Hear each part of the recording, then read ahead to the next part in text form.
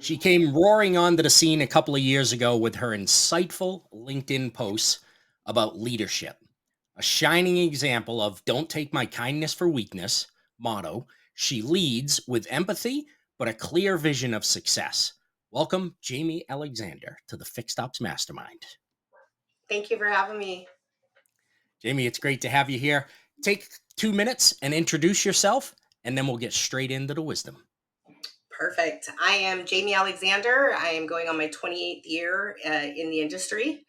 I've got I work in the aftermarket side of things. I've got experience in, parts, operations manager, anywhere from small trucks to 18 wheelers and hydraulic boom experience.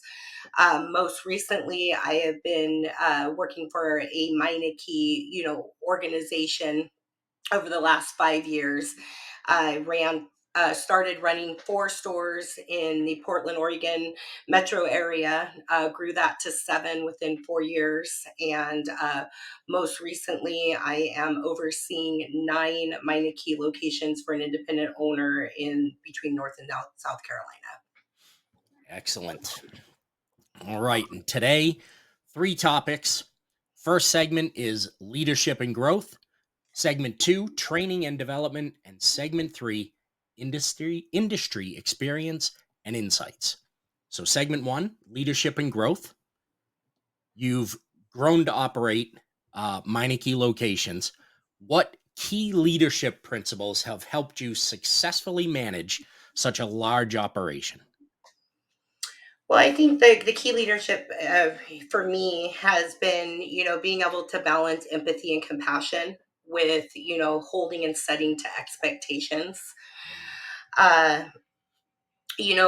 for me, with running several different, centers at the same time, it's super important that I lead from a place where I understand a person's personality, what their motivators are, taking the time to understand what success looks like to them individually, Mhm. because success is very different to very many people, and motivators is not always money. And I think when we take the time to understand that, we'd be surprised how often it's truly not money that's a motivator for people. Uh, so being able to, find ways that way, and then being able to integrate, the one process, but in a learning style that, meets the individual needs, has been the most successful for me. And, as frustrating as this industry can get and how challenging the objections are, you have to save, as a leader, you have to save the reserve energy to never back down on process. You have to fight that fight every time. That's a huge thing, right? It is because I was talking on another show with Don Andres, and we were talking about you have what the process is and what the process actually comes out as, right? And Mhm. and sometimes we're weak in that middle point, so that what the process is supposed to be looks nothing like what the process is that's being performed. Well, I think what happens a lot of time that creates that is communication. I think sometimes we over communicate to a point where we complicate it. And so being clear and concise, and having that direction of how it's supposed to be, helps resolve that. Otherwise, you're just like that old fashioned game of telephone. You start here and you end here, and you're like, where did that message come from? And as leaders, a lot of times we don't want to accept that that's on us. Yeah, absolutely. It's such a great point. The communication starts and ends with us, right? Um, I had a long time ago. We drew a little funny cartoon that it had the buck stop, and it had the guy standing there as the service manager, Mhm. because the buck always does stop with you, right? Right. Um, so Jamie, you've got multiple locations, different, same general location, but a bigger area. Um, how do you cultivate strong team culture across those locations? And what strategies do you use to keep your managers and technicians engaged in that culture? Well, that's a great question, and that is one of the biggest struggles with having a multi-center operation. So for me, it's being able to allow and identify that every center is their own ecosystem. Their skill set base from their technicians, managers, and even their customer base is going to be different. So realistically, I'm not capable of seeing all 9 locations every day. And there's sometimes, depending on the issues or the attention needed, I'm not able to see them, for a couple weeks. And so having a messaging platform that brings everybody together as a vision of one is super important to me. We have a daily text stream that we use. I like to send out, I like to start the day with, a very encouraging, inspiring message. And I always like to end the day with thanking the team for another day, another fight in the fight. Let's call it what it is. This industry sometimes is about fighting the fight, fighting through it.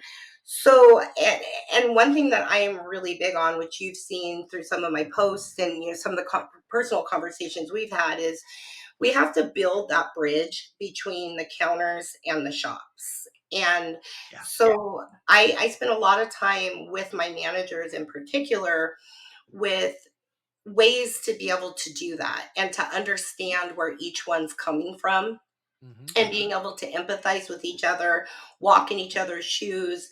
And when they can do that, we become like a checks and balance system.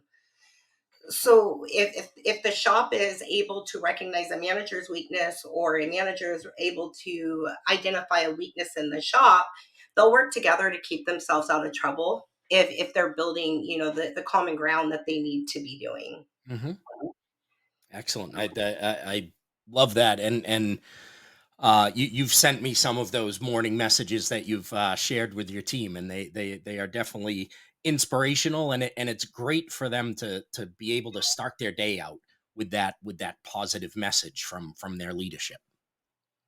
Yeah, it's this is a tough business. It's, well, I mean, it's kind of an oxymoron, but it's actually the simplest business or industry. We just tend to make it tougher than it needs to be. Yeah, And it never fails. It rains or pours. You either have the technician upset because that wheel stud broke during a tire rotate, and so 20 minutes turned into an hour, or you've got a manager who's frustrated because upon teardown, they didn't do their job of explaining what incidentals can happen. sure. And so they get mad at each other instead of being able to just be, upset with the issue, but find ways to push through with it. Yeah, absolutely. And that all comes back to that process, right? That we talked about earlier. So can you share a challenging leadership moment you faced while trying to expand the business? You talked earlier about starting with 4 stores and grew that to 7, I think you said, in 4 years. That's a lot of growth. And how you overcame those challenges. The one that sticks out to me the most was the last location that we acquired up in the Pacific Northwest. It was a previous tire shop that really just focused on only tires, and alignments. And so it already had, a bit of a reputation. And in the Pacific Northwest in particular, staffing has been an issue for several years. It's been really hard to get staffing. And to add insult to injury, I was implementing the auto vitals inspection process across all locations as well. So, typical Jami fashion, go big or go home, and a new operating system. So it was very, very fun. But I think the most challenging part with that was we were able to immediately staff, but the staff was not mixing and meshing well together. So there was a lot of infighting that was going on. There was a lot of change that was happening. Even though it was a manager that had been with our organization for a while that I put in there, he was really struggling with the change aspect, feeling frustrated with, the technicians and the fronts not being able to work well together. Hmm. So it was a really challenging time for me because I had to be uber sensitive to being able to balance my present with my presence. Mm. and be empathetic to all the changes and the challenges, but still hold true to the expectations. Hmm. Because the last thing that I wanted to do was open up a new center and start picking and choosing what process pieces I was gonna Yeah. not pay attention to, because Yeah. all that will do is continue chaos long term. Right. So it was a lot of counseling, a lot of one-on-one. It was a lot of explaining the whys, because I think that we get ourselves in trouble in this industry because we spend too much time getting upset because the hows aren't happening, but we don't take enough time to explain the whys. Yeah. And so I had to be very methodical. I had to not back down on the process, but I had to show where each time that there was a disconnect, probably 99% of the time I was able to put that back to a process disconnect. And had Hmm. we done this wouldn't happen. So I once we got the right mix in there and they understood the expectations. The hardest part about that was, I'll never forget, it was one day and we'd had enough with the auto vitals. I was kind of at my end, and a technician sent up an inspection for an oil change, and it was literally pictures of four corners in the dash. No pictures for the struts that were recommended, no pictures for the water pump and the timing belt, nothing. And I knew I had to take a stance. So I went out and they had a stool because I'm short, um, in the shop. And I stood on the stool and I was like, time out, stop production. And we were busy. We were very, very busy. And everybody stops. You're like, we're busy. What's going on? And I said, well, what's going on is I'm either going to sell an oil change and an oil change only. I said, or I'm going to have a proper inspection before I present these items. I Hmm. said, this defeats the purpose of transparency. This defeats the purpose of the customer experience. And I said, we've already set the expectation once with this customer. They've been gracious enough to come back and give us another try, and we're not going to blow it. Hmm. And they were mad. I mean, there was, I've got a rule. I have a rule. You can say whatever you want as long as I don't hear it. And I could hear they were mad, but they did the inspection props appropriately. It Yeah. turned into a $2,800 ticket, and the customer was very happy that we were able to show them the concerns and give explanations why they needed to be done. Yeah, and that's, as I said in the introduction, that's your don't mistake my kindness for weakness, right? You can have empathy for what they're going through on a daily basis, but you can't have weakness in maintaining what the process is supposed to be. No. And so that's a perfect segue into segment two, which is training and development. This segment is brought to you by Automotive Warranty Network Incorporated, family owned and operated claims management service based out of Denver, Colorado. They currently process more than 100 million in warranty per month. Jamie Alexander, you are known for believing in constant training. How do you structure your training programs, and what areas do you focus on the most?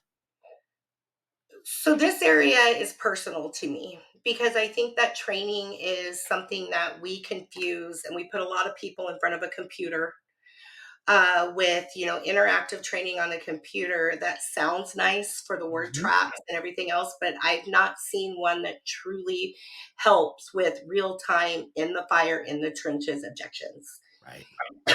And most people don't learn that way. I don't. I learn hands on. I have to Hmm. I have to be tactical and tangible in my learning. So, one thing that I do is I believe in live in the trenches training, side by side, being able to catch things in real time and being able to give examples and get them to where they need to be. So for me, training is, I think that we also overcomplicate and we expect too much. We flood our Hmm. managers with too much information. And so the most important training aspects for me are, is I have three KPIs that I live and die by. One is call success, or success with the call, getting that customer conversion, and then our digital inspection and our AWRO versus our ARO. And those all play in together.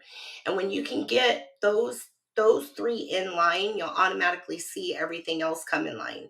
And then you can, from then on out, you can dissect each individual center and see where people are struggling in other areas, and you can work on that on a personalized individual level with those locations.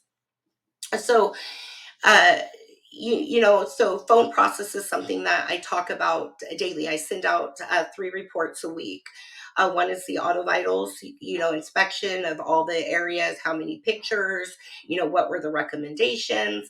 And then I also break that down and I can actually look at the technician effectiveness report. Because Mhm. I'm not a believer that we should sell more oil filters or we should sell more wiper blades.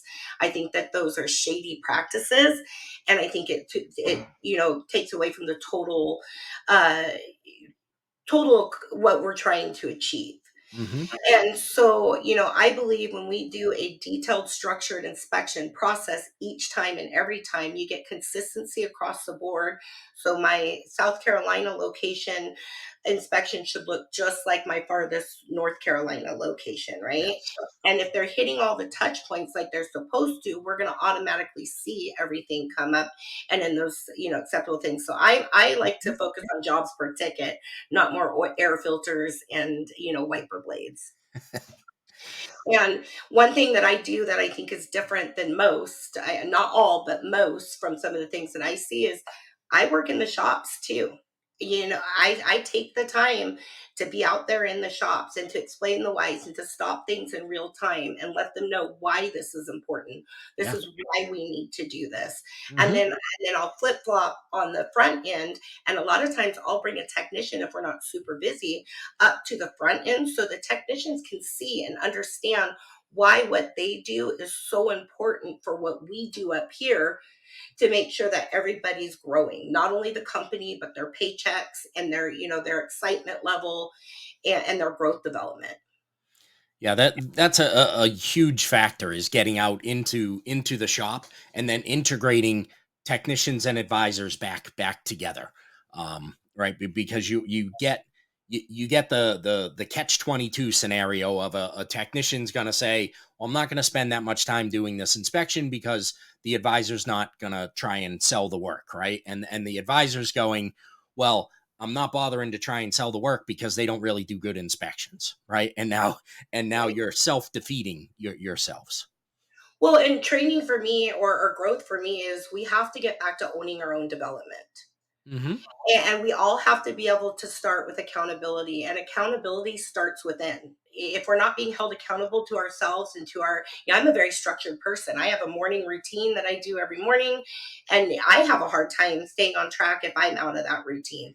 So I think the more that we can focus on getting them to own their own development, be Hmm. accountable to themselves, then you start seeing the accountability form within the shops, because you have to foster, it's okay to have tough conversations, because a lot of times anything in life is cause and effect. So Yeah. if the manager is doing something counterproductive to the shop, there is a little bit of, sometimes it does take that little bit of irritation and that Norman form and storm in between the two Yeah. to be able to work it out. Because I'm only in there certain times during the week or weeks, but Hmm. they got to work with each other every day. And as leaders, we can't put our thumbs on that. We can just give and coping skills and ideas and areas to improve that, in my opinion. Yeah, absolutely. And so you're talking about that little bit of irritation. I had a service manager who, um, he was an assistant service manager the first time I worked with him when I was a service advisor, and I went on to work with him at three other dealerships, I believe. But I used to call him the wool sweater. Because if you put a wool sweater on without a long sleeve shirt, it's just that constant little itchy, right? It's just a little itchy, little irritation all day long, and that's what I used to call him. But his effect was worthwhile and worked well, right? He was never really in your stuff, but just enough to give you that little bit of irritation to make sure that you kept going, right? That you kept moving. Oh, that's a solid point, and I think that we miss that with leaders. I mean, we have to be able to empower the team to overcome objections. We have to empower them to handle some of their situations, and Hmm. and also if you have a team member that is continuously making the same mistakes, you have to be able to let them have make them feel like they have some skin in the game. You've got Yeah. to help them get through. They've got to learn to be uncomfortable or being comfortable with and they're uncomfortable, but they also need to feel what their actions and their disconnects are causing everybody. And it's not my job as a leader, if I want to continue to grow my career, is I need to grow more leaders, Yeah. and I don't need to micromanagement, and I'm not wanting to grow blind followers. I want people to disagree with me. I want to have those conversations because that's how change truly happens. Hmm. Absolutely. And I saw a quote. I don't know who to attribute it to, but it said, if you think you're a leader, and nobody is following you, you're just out for a walk. You're Yeah, not leading. Uh, yeah. and so, Jamie, we'll switch gears a little bit. In an industry that's rapidly evolving with new technologies, we talked a little bit before we started recording about AI stuff. How do you ensure your team stay up to date with the latest skills and knowledge that they need? Well, I think that where we're getting ourselves in trouble with technology in this industry is there's so much coming at us at once. Hmm. There's always a new development for this is going to make you do this is going to make you do that. So, for me personally, it's important to utilize the technology with systems that work well together. Many times I've been in different organizations or with conversations that I've had with people where they're all over the board. They're not integrating correctly, and nobody knows how to effectively use them. Hmm. Technology is not something that I'm great at. I really have a hard time. Once I understand it and I understand how it's supposed to work, then I do great with being able to roll it out. So for us, we use the Auto Vital system for most of our technology. It integrates great with our tech metric. It has one of the best reporting features. It has a direct to customer platform that personalizes, future work, or when we ask guests to come back to get, some recommended services done. So I think that is the biggest piece for us. But I also think that we need to do a better job of holding our vendors accountable. I mean, all these systems come with, we're purchasing a product from somebody else. And Yep. a lot of times that we just kind of get shown, and we're scared to reach out to our vendors, or we're scared to reach out to the account rep. Not me. I'm too busy within the fire daily stuff. I hold the account reps accountable. Yeah. Look, I'm going to be here. I'm going to push your product, but these are my expectations. I need this, this, and this, and this, from you, and I need it. I need it these times, and Hmm. that way it keeps it fresh, and it keeps the continual training. Or as changes are happening, or if we see a disconnect in one of the numbers, I can reach out directly to that account rep and say, either help me figure it out, or can we do another session with so and so. Yeah. That's great, and it's so important to continue that communication. I am on that vendor side. We consider ourselves partners, with who we do business with, not a vendor, and we want that as a partnership. I'm here to help you do better things. And with that comes you communicating back to me about things that you need us to do differently, or things that you don't understand that we're doing for you. So that's great. Yeah, no, you're absolutely right. And it's just like anything else, it's a tool, Right. right? And the tool itself is not going to make you successful unless you're successfully using it to its abilities, and maximizing every key point that they say is going to help you grow. And how you can't even keep accurate data if you're not. Exactly. And that's been a big problem in our industry is is either inaccurate data, or just not using the data that's available because we don't understand the tools that we're using. Correct. We can't say if this, we bring on a new product, if we're not utilizing it to its full potential or understanding it, then we don't know if it's truly helping or hurting us. And that puts, to your point with partnerships, because I'm the same way, our vendors should be partners. That Hmm. puts our partner at an unfair advantage if we're not taking it and running with it and doing what we need to. Right. Absolutely. And so, have you implemented any innovative training methods for your advisors that have been particularly effective at your locations?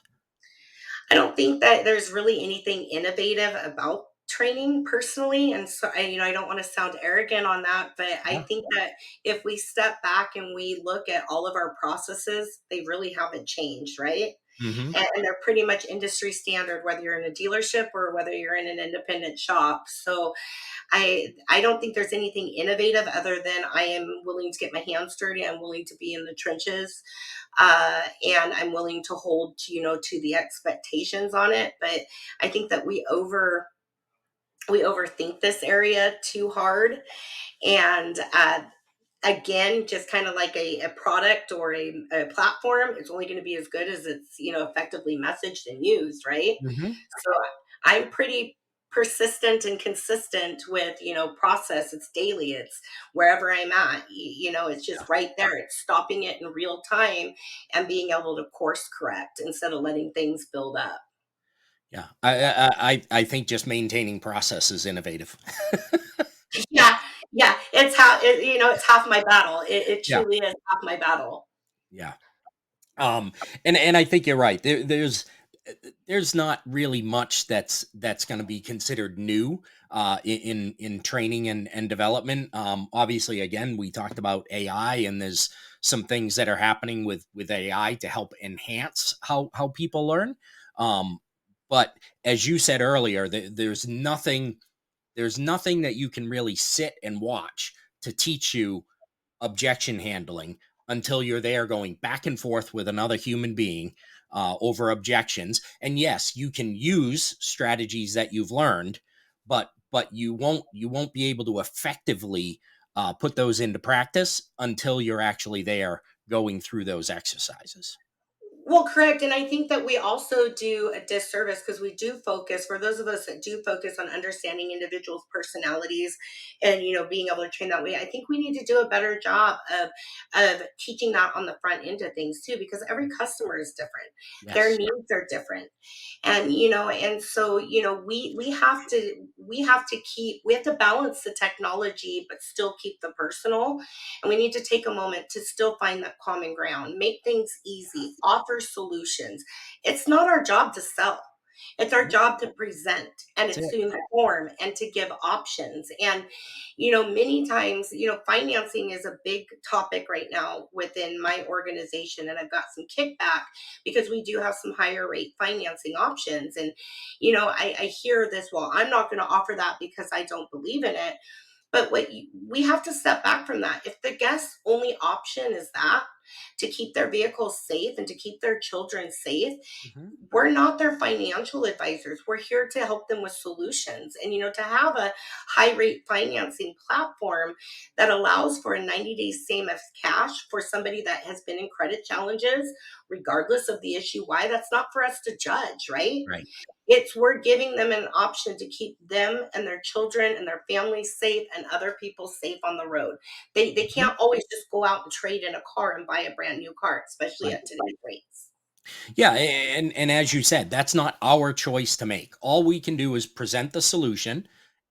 We can explain that yes, it is a higher interest rate, right? But if that's the situation that they're in their life, then that may be what they have to do. And if they can't fix the car, maybe they can't even get to work to make money to be able to fix the car in the future. And now they're in a worse spiral, right? Correct. So And with the, what is it? I mean, what is it? They're saying 14.1 years now is the average age of a yeah, vehicle now being on the road.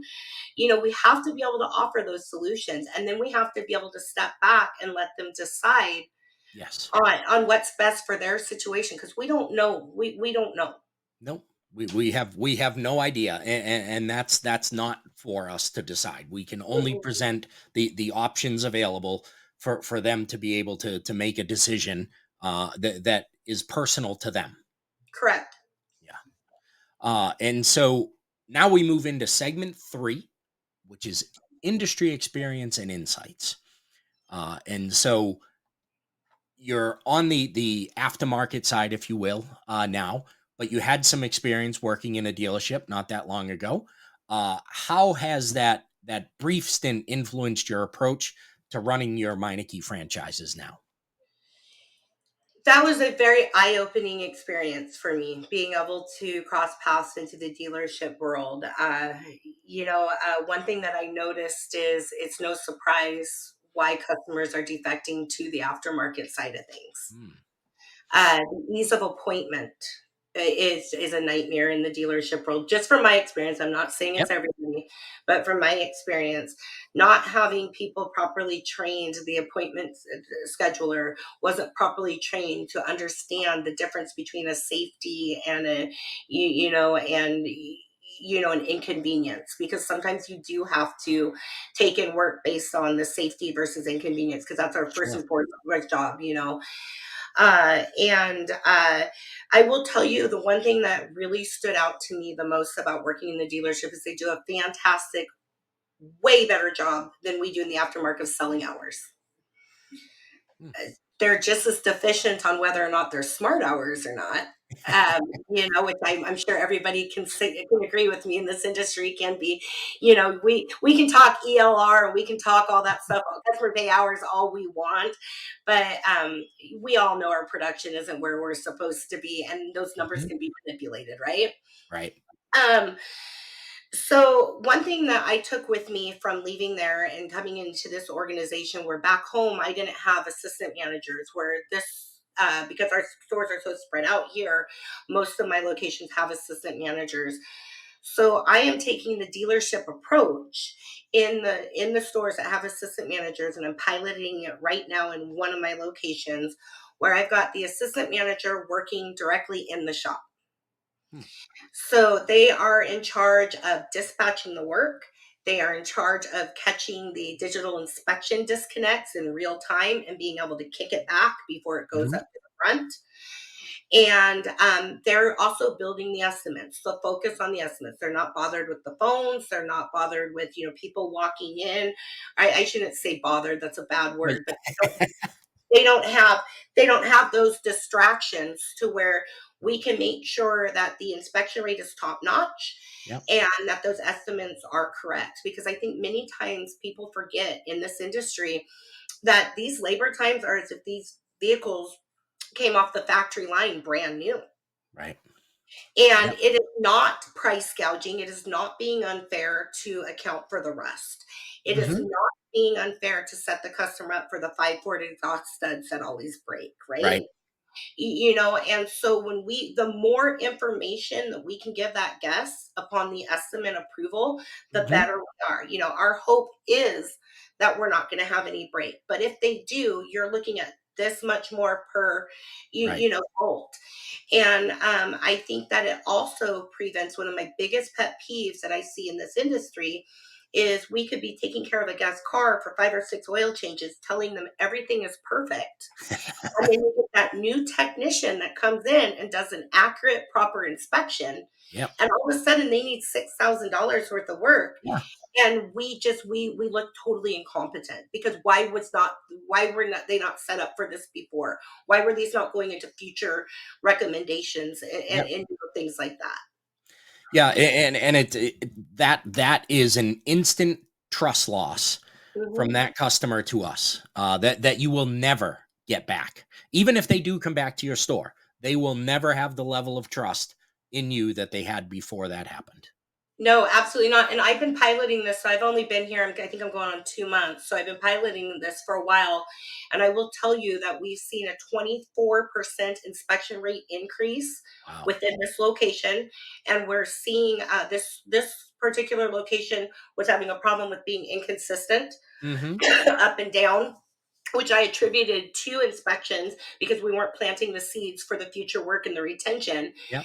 And so we are going on 6 weeks of consistent numbers as opposed to coming down. And so I do feel Yeah. this is working. And once I have more accurate data and I see that this is going to work, I'm going to implement it across the stores, because I also think that it gives a good feel and vibe. The technicians know that they have a management position in their shop that Yep. is there to help them and be there for them and be able to see things in real time, so we can better appreciate what the technicians go through. Yeah, that's awesome. I asked you the question earlier of innovative training things that you were doing. I should have asked that question, because that's an innovative way to look at your operation that hasn't been there before. Um, so you covered a bunch of them, but what are a couple of key differences that you've observed between the dealership model and the aftermarket service model, and how have those insights shaped your business strategies now? And I think you kind of just went over a big one, but Well, the other one is warranty. Warranty with the dealership world versus us is it's challenging. That was something with not having, the warranty administrative experience. That was a big challenge for me. And one difference between the two worlds is, in my world now, we get smart really quick what to work on and what not to. And so we do have the advantage of kicking something back to the dealership, hmm but we we do a better job in the aftermarket world of just being able to say yes and get the job done for the customer, where the dealership makes it very hard to do.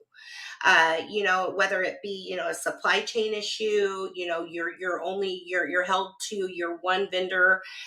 Yes, you can use aftermarket in certain cases, but that's not the case for warranty work, and things like that. So it hmm really made me appreciate the aftermarket side of things. But also, what I think too is we do learn when to use, the OEM parts where it makes sense.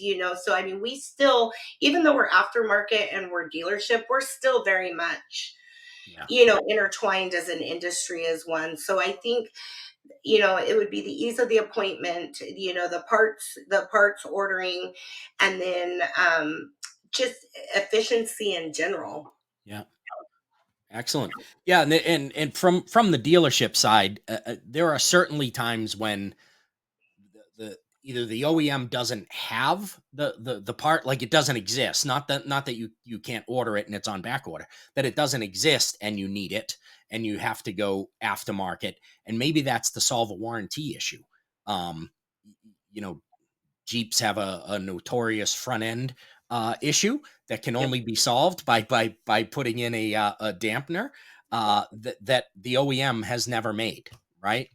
But that vehicle might be under warranty with that shake, and you need to fix that vehicle. So Right. there's And yeah, and I think that, I to be fair, I think sometimes the manufacturers put the dealerships in unfair situations. hmm Because they are holding them to, but they need to do a better job of making sure that they are resourceful and they're writing contracts with their supply chains, and that yeah, there's clauses in for like force majeure or strikes, yeah, and or COVID shutdowns and things like that, to continue to make sure, because the guest experience in the dealership is only going to be as good as the commitment from the manufacturer and the commitment from the dealership level, in my opinion. yeah. Absolutely. And honestly, the customer could care less about all that stuff. They care Right. only about that experience, and that's all they should care about, right? I don't order something from Amazon and care that they had 27 people that called in sick that day, and so they can't deliver the thing. I ordered it, it said it would be here on Tuesday by 10 p.m., and it's not. That's all and the customer sees the same thing in our dealerships. That's so fair. And in the dealership side of things, they focus too much on the why they can't and the blaming everyone else to the Yes. customer. They actually, I heard it, well, it's because based on this or what. We got to stop that. We're there Yeah. to be a solution, and follow up. The other thing that the dealerships really struggled with was follow up. I wanted to pull my hair out. hmm Too many times guests were calling, what's the update? Yeah. I don't care what it is. No news, good news, or bad news. No customer should be calling our shops wanting to know a status on their vehicle. We are not doing our job, and it's completely unacceptable. And in the aftermarket side of things, well, at least under my leadership, that is something that's not tolerated. Yeah. And so in a short stint in the dealership, you picked out probably the two biggest issues on the service side, which are scheduling is a nightmare, and follow up or customer communication is an issue. Those are two of the biggest things that if they were solved, the industry would be much different than what it is right now. Well, yeah, and I think that the dealerships, they focus so much on the CSI, which is a good thing to have, and I Sure. understand why, and I understand all that. But also the other thing that I notice, in, at least in my experience, the dealerships also don't do a good job of hanging on to the older equipment or the older diagnostic tools and things like that. So just Yeah. like in the aftermarket side, when we know when to send it to a dealer, the dealership can do a better job of understanding when to send and direct the customer to the aftermarket side, Mm. because there was many vehicles that were left behind that were, Yeah. 10, 13 years old, and I didn't have anybody that was able to work on them, and that just automatically sets up for that bad experience, and it ruins the brand, because Yeah. if the customer can't get their vehicle taken care of when they're due for a new vehicle, they're going to start questioning the brand, and we at the dealership level, we have to represent that brand well. Absolutely. And then in defense of the dealership, they are holding on to that equipment. The OEMs put out so much equipment, you'd almost need a whole other building just to keep equipment in to, Correct. to have Yeah, all no, of that is fair. That it. that that is an absolute fair statement. And that's why I'm saying understanding when we can meet the customer commitment and when we can't. Yeah. Because it doesn't matter if we save a $1,600 sale, if we don't have the proper equipment and tools to make it happen, Right. or the equipment to properly diagnose it, we're gonna lose that $1,600 sale. We may bill it initially, but it's gonna cost us 32 to $3,500 Right. by the time we're done and we get the customer back on the road running, and then the customer doesn't want to come back. Right. Right. It's a great point. All right, Jamie, last question. Looking at the broader automotive service industry, what changes do you foresee in the next 5 to 10 years, and how are you preparing your business for them? So I think one of the biggest one, I mean, it could be debated back and forth, is the electric vehicles. Mhm. I think we're seeing more and more on them. I mean, whether or not it's going to be the market share that they say or not, I think we can still, is up in the air. But even in our industry, I've got two centers that are becoming electric vehicle certified. Got one in the Carolinas, and we've got one in the Wisconsin. We also own some in Wisconsin that we're doing so to be better prepared for that. But I think the biggest thing that we're going to see is, I think we're going to see more self-service options. I think we've really gotten ourselves into a struggle in this industry with, customer experience, all the way starting from the phone call to the check-in process to the delivery process. Mhm. And I think we've lost a lot of consumer confidence. And in fairness, I think it's been on both sides of the, aftermarket or the OEM. Yeah. So I think that we're going to see more like kiosks. We're going to see more check-ins. We're going to see more of the AI of where you have a kiosk or some kind of where the customer checks in that's going to automatically give their service Mhm. recommendations based on their mileage and give them options, right at the check-in. So, because I mean, let's be real, some do really well at selling those in the drive, but most don't. Right. We're talking about and doing the walk around at the initial check-in. So to I personally, I hope that my business doesn't go that way, because I still believe that the personal touch is very important, and being able to have that face to face and hear a phone call and a voice. But it's just continue the training and meeting the customer expectation. But I think that everyone's going to these kiosk things, and I don't see why we would not be immune to it. Yeah, they certainly have a place, right? And there's a segment of customers that prefer to do business that way, right? That's something that we've been uh not good at in the past is allowing customers to do business with us the way they want to do business with us. That's a very fair statement, and that's why we should be doing that at check-in. How would you prefer? Would you prefer phone call? Would you prefer text? Yes. Email? What is the best way to get a hold of you? Because everybody, it doesn't matter what industry you're in anymore, finding and retaining good talent is hard. So Hmm. everybody's overworked. They're stretched thin. And so we have to do a better job of accommodating to them. Absolutely. Jamie, it has been a pleasure having you here. Any final thoughts for the audience? No, but I love this industry with all my heart, and You know, I'm a small player in a big world, but I'm going to fight every day to make it as great as it can be. Well, we love having you in the industry. We look forward to seeing more of your insights, especially on LinkedIn. I look forward every day to your positive outlook on things. And thank you again for joining us. And everybody, we will see you next week. Thank you very much. Have a great day.